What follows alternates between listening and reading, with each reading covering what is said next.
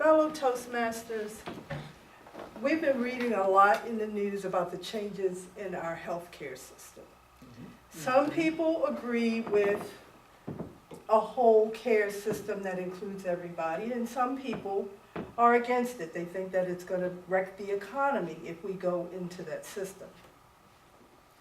I am one who believes that everybody is entitled to care. How we fund that care, I think, is the question. Those are the arguments I think that we should be making. I'm going to talk to you from a point of view of someone who practices massage. Massage is basically outside of the general healthcare system unless you get into the physical therapy end of it, which some of us may be familiar with. But I think that it should be included in healthcare as a general practice, as a preventative measure. And that's one of the things I think that we haven't considered when we talk about the healthcare system. Practicing preventive care in the healthcare system has not been the focus in the last decades of medicine. We've been practicing sickness care. We don't do anything for you until after you've proven that there is some malformation going on with you. Even though we know that studies have shown that there are basically 4 things that occur in our everyday lives that lead to illness. One is the way you eat, has to do with your diet and your knowledge about nutrition or lack thereof. We think of malnutrition as being little skinny pot-belly babies, but no. Fat, happy people are malnutritious as well, and we need to start rethinking those things. Then, of course, there's smoking. We know the dangers of smoking. There are commercials on TV every day that tell you how many people die every second of smoking. Yet, instead of trying to find out what the stresses are that lead people to smoking, because it is a stress exercise, we focus on whether or not we can create electronic cigarettes that glow blue, and we can exhale vapors. We go in that direction. There's also a lack of exercise. People don't get up and move. And that would serve a whole lot of the problems in people. The body is designed to move. And if we could encourage exercise, we take exercise out of schools. As soon as the budget gets slim, there's no more physical education for children. Work, what do? We sit behind desks all day in the same position. A lot of people that I work with in massage are curling up like little babies. Their bodies are getting locked into the fetal position because they're sitting. The ones that do exercise are exercising what they can see in the mirror. So they're getting these big pecs, and they got biceps and they got triceps, and those muscles are tight and pulling them forward. They're curling up like little babies too, and they work out.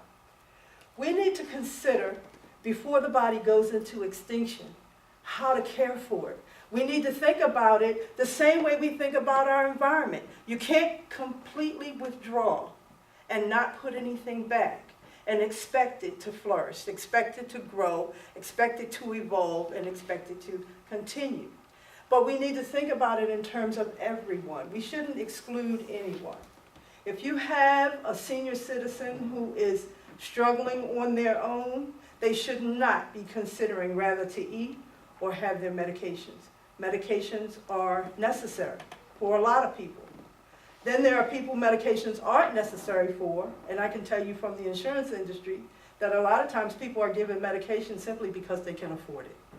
If you go to a physician and you say to him, you know, I'm not feeling really good about this, it's giving me anxiety, he's going to give you something to calm you down because he knows he's going to get paid, instead of giving you coping mechanisms. Now, how does this lead to massage? Massage is a coping mechanism. It does a lot for the body, and I think it should be included in healthcare. It helps to get the body moving. Even for people who can't move themselves, a massage practitioner can move the body for them, get the body moving, get circulation going, getting your nutrition into areas that normally it may not get into if you're not moving properly. It can also help to correct posture, because if your muscles are pulling on your bones, excessively, it can damage your posture. So we need to start including things like that in our healthcare system to prevent the damage that we see every day from the same things. Eating too much or not enough good food, not exercising, smoking, and excessive drinking. There's nothing wrong with the grape. I love the grape. There's nothing wrong with wheat and potatoes. I love wheat and potatoes. But when you turn those things into wine and vodka, you need to be conscious of how much you consume so that you don't damage your liver. We need to educate. The healthcare system needs to reach out to the educational system, it needs to reach out to the nutritional system, and maybe back away from the pharmaceutical system just a little bit.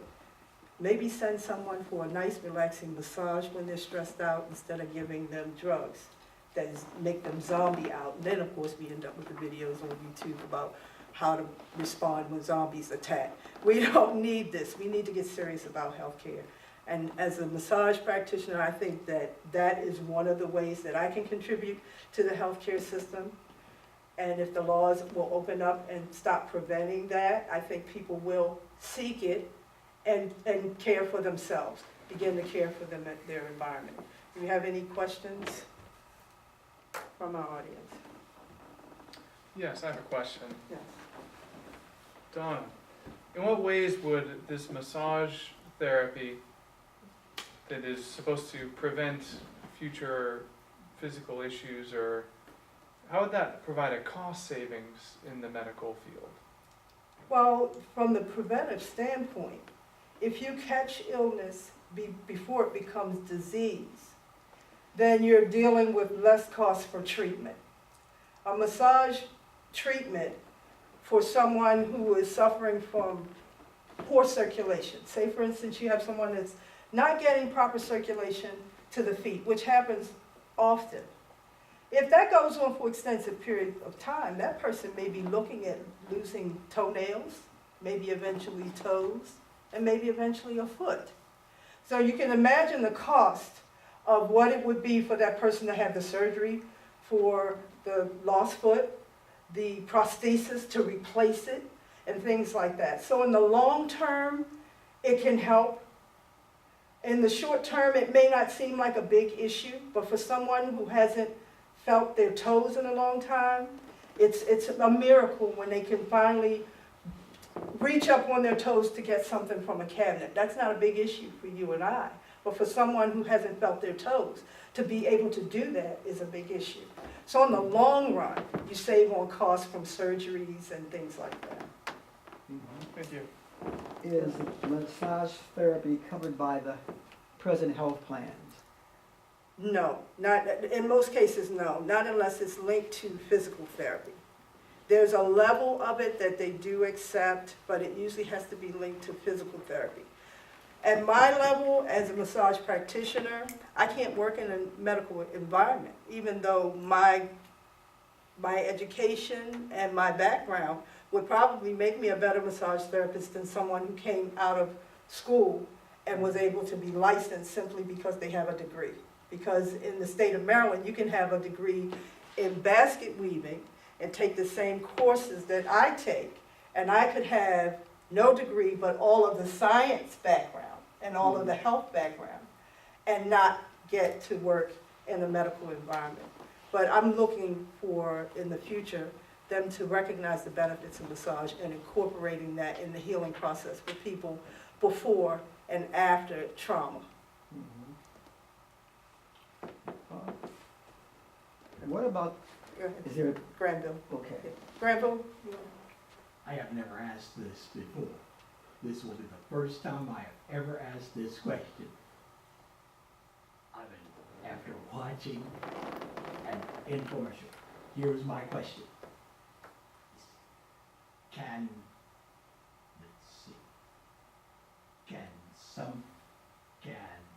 one of the massage patients be encouraged to use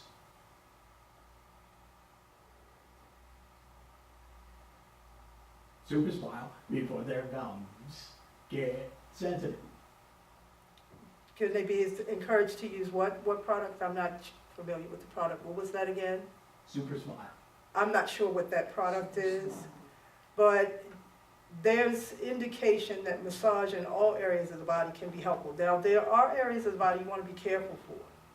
You don't want to put too much pressure in certain areas. Have you ever seen Spock grab somebody's shoulder and they go into a little sleeper thing? You know you can do that for real? You can, there's a spot you can grab. I'm not even gonna show you where it is, but it is in that triangle area that if you put pressure on it, it cuts the circulation off to the brain and that person will go out. So it can be done. So there's things about it that you need to be knowledgeable of. But you can massage the gums, you can massage the face. I can give you a perfect example of how massage works. In 2003, I went to a dentist who had a mild accident on his end, but it turned out to be rather tragic for me. His hand slipped and his drill went into the muscle in this side of my face. Well, I was on Novocaine, but it still hurt. And I indicated that I felt the pain, and I could see the interaction between the eyes of the dentist and the assistant, that there was something that wasn't quite right. Well, the next day, the Novocaine hadn't worn off, so I thought it hadn't worn off. So I called and I said, you know, this stuff is lasting. I've had teeth done before, it's never lasted this long. Don't worry about it, sometimes it takes a couple of days. 3 days later, I am not blinking on this side of my face. I'm smiling like Sardonicus. I can't smile but on one side of my face. And I go in to see what's going on. And the dentist that did the work looks at me and said, I'm surprised you don't have a black eye. So I said to him, you didn't tell me to expect a black eye. So they, you know, it went on that I couldn't, at that point, the trust left, the fear took over, and I haven't been able to deal with them since. But I went to massage school. After being in massage school for 6 months and having my face massaged, I got massaged every day, well, 4 days a week for 6 months. I got up from a massage table where I fell asleep, and you put your face on a cushion where your nose and your mouth is exposed, and I got up, and lo and behold, I felt sweat roll down my cheek. It was the first time in 4 years that I had felt something real on my cheek. I had phantom tears the whole 4 years, but it was never anything there. My granddaughter was a baby, scratched my face. I didn't know it. I'm playing with her, my face is bleeding. But this, to me, was a miracle. And I know it came from the massage because I would focus on that area in the whole time. So for me, there's absolutely no question that it can make a difference in the tissues in your body and how they respond. I've been able to make people's bodies respond a certain way by applying massage, and I've had my body respond in a remarkable way from massage. So, you know, it's something that I advocate strongly. So with people getting massage and that being part of their insurance program, so who qualifies for that? Is there some type of,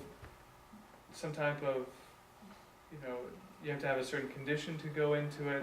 Or would this be allowed for everybody with a small copay? Well, I would like to see it allowed for everyone who, of course, I think the medical profession has a lot of input on this because some people really do need to have a physician's approval to get it done. If you're prone to thrombosis, it can go into an embolism and it could kill you. So you do have to be knowledgeable and you have to be careful of those things. Certain people, it's contraindicated for. But I think that as a general practice, for people to have their bodies, first of all, the human touch is awesome. It's an awesome, awesome thing. It takes a minute for the body to allow you in to think it's not being assaulted. But the human touch, if you've ever been hugged by a good hugger, it can hold on to you long after the person has let you go. But that's how the body responds to it. A mother grabbing her baby, the baby instantly knows the security, even before it's pulled all the way to the breast. It instantly knows the security, and it will begin to quiet. It'll be quiet by the time it reaches the breast, but it will begin to quiet simply from the touch. And if you could do that for people who are in discomfort in some sort of way, human contact with people who don't have others around them. All of these things, I think, will help. And I think the medical profession needs to adopt it so that we can work as a team, so that the doctor can tell me it's okay for Miss Adams to have her legs massaged. Maybe not the area here because there's a possible embolism or something like that. And then she gets that personal care, she gets that touch. People with HIV who people won't touch, and I have massaged HIV people who cry because it's been, since they've been outed as HIV, that somebody's touched them. And we're more harmful to them than they are to us. So these things, the medical profession needs to adopt it because it is a medical, it is a physical procedure. Good question. This is kind of a different question. When you're in massage school, who do you practice on, number one? And number two, is it possible for anybody to kind of volunteer to be a guinea pig for somebody who's in massage school? Yeah, if you want to get kind of a massage on the cheap? Yeah, we massaged each other, so we got massages 4 days a week. That's awesome. But we could do practice. So I worked at a restaurant, I used to work at Chuckers in Fells Point. Yes. So the servers, the guys, the girls down there, I would tell them, I need a practice person, meet me at the school at this time. And they had a room set aside where we could go in and we could massage people. They also have it where you can go into the massage clinic at the school and the students will massage you for a fee. It's a nominal fee, it's nothing like what you pay out there, but it's a nominal fee. But yeah, we got to practice on people. We had to do our clinicals on public. It couldn't be your friends and your family, people that cared whether you graduated or not. So we did get to do our clinicals on general public people. So I could just contact massage school and say, I want a massage, yeah. and Yeah. yes, All right. we can do that. Even mediocre massages feel great. Yes, Yeah. they do. How much is an average massage? It depends on the type of massage. You can get a massage for, roughly they're running now around $35, $40, but it depends on the massage. At the gym where I worked, it was $90 if you were a member, $75 if you weren't, and of course if I did myoskeletal, it was $125. So it depends on what type of massage you get. Shiatsu might be a little bit more expensive, acupressure, which fits into that realm, might be a little bit more expensive, but you can get massages for about $30, $35. And how long does a massage last? Generally about an hour. Generally about an hour. Chair massages maybe 15 minutes. And I hope that everybody here will get one very soon.